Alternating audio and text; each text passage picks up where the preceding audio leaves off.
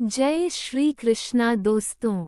अभी तक आपने प्रयागराज के महाकुंभ का जो इतिहास सुना, देखा और पढ़ा, ये कहानी उससे थोड़ी अलग है। यह उसके भी पहले की कहानी है। तो आइए जानते हैं इस कहानी के बारे में। दुर्वासा ऋषि का श्राप कैसे बना महाकुंभ की वजह, इंद्रदेव की एक गलती कैसे पूरे ब्रह्मांड को पड़ी भारी, जाने कुंभ का इतिहास। प्रयागराज में महाकुंभ 2025 की रौनक देखते बन रही है। इस धार्मिक नगरी में दुनिया भर से श्रद्धालु आ रहे हैं। महाकुंभ के दौरान दिव्य स्नान की परंपरा शुरू हो गई है। जानिए इसके पीछे की पूरी कहानी, तो वीडियो को अंत तक जरूर देखें। इस बार 40 करोड़ से ज्यादा श्रद्धालु कुंभ स्नान के लिए पहुंचने वाले हैं। पौराणिक कथाओं की माने तो महाकुंभ का आयोजन अमृत की खोज का परिणाम है, लेकिन ये कथा सिर्फ इतनी ही नहीं है। ये कथा एक श्राप का परिणाम है। पर किसके श्राप का परिणाम? असल में अब जो महाकुंभ हमारे लिए वरदान साबित हो रहा है, वह एक श्राप का परिणाम था। ऐसा श्राप जो देवताओं को मिला, जिससे एक समय मानवता खतरे में पड़ गई थी। समय के साथ वही श्राप मानव समुदाय के लिए वरदान साबित हुआ। इस पूरी परंपरा के पीछे एक ऋषि का श्राप है, जो आज वरदान बनकर हमारे सामने है। देवलोक से निकली इस परंपरा की धारा में मानवता के पुण्य का वरदान तो है ही, साथ ही यह नीति और नैतिकता की शिक्षा का आधार भी है। पुण्य का वरदान। स्कंद पुराण की कथा के मुताबिक स्वर्ग की राजधानी अमरावती हर सुखों से भरी थी, जिसकी वजह से इसका स्वर्ग नाम सार्थक था। देवताओं ने कई सालों तक चले देवासुर संग्राम को जीत लिया था और इसके कारण उन्हें अब शत्रुओं का भय भी नहीं था। कुल मिलाकर स्वर्ग में मन को प्रसन्न करने वाली हवा बह रही थी, उनमें फूलों की सुगंध घुली हुई थी। मद में चूर, इनका संयोजन इतना खूबसूरत होता है कि कई बार गंधर्व अपनी तानों का गान छोड़कर उनका संगीत सुनने लग जाते थे। इसका असर ये था कि अब देवता भी धीरे धीरे अपने कर्तव्यों को छोड़कर आमोद प्रमोद में लगे रहते। उनके अधिपति इंद्र तो राग रंग में ऐसे डूबे थे कि अब उन्हें ज्ञात ही नहीं था कि संसार के प्रति भी उनका कुछ दायित्व है। वह गंधर्वों से दिन के 8 पहर नए नए राग सुनते और सोमरस के मद में चूर रहते थे। बृहस्पति की चिंता। इसकी वजह देव दानवों का वह युद्ध है, जिसमें देवराज इंद्र ने विजय पाई थी।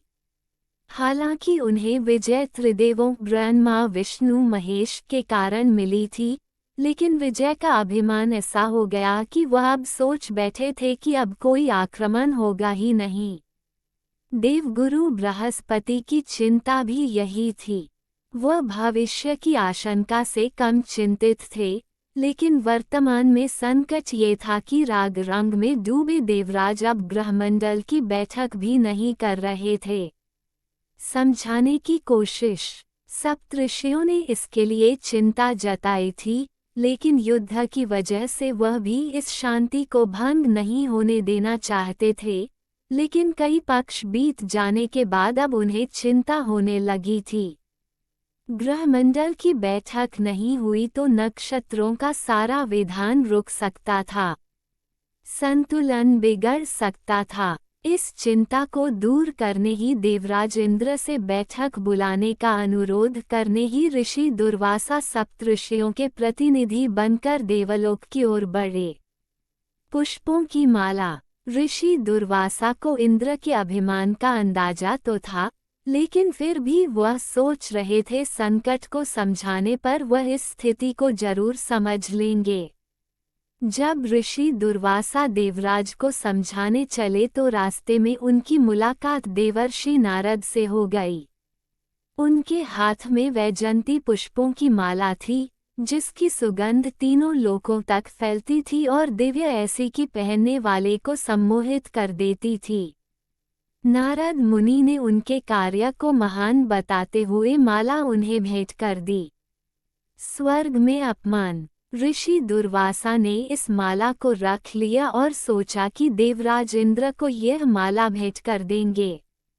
ऋषि ने सोचा कि इंद्र अगर उनकी बात न भी समझे तो भी इस दुर्लभ उपहार से उन पर उनकी बात सुनने का एक दबाव जरूर पड़ेगा। इन्हीं बातों को सोचते गुनते ऋषि देवलोक पहुंच गए। देवलोक पहुंचे दुर्वासा को प्रारंभ से ही अनिष्ट की आशंका लगने लगी।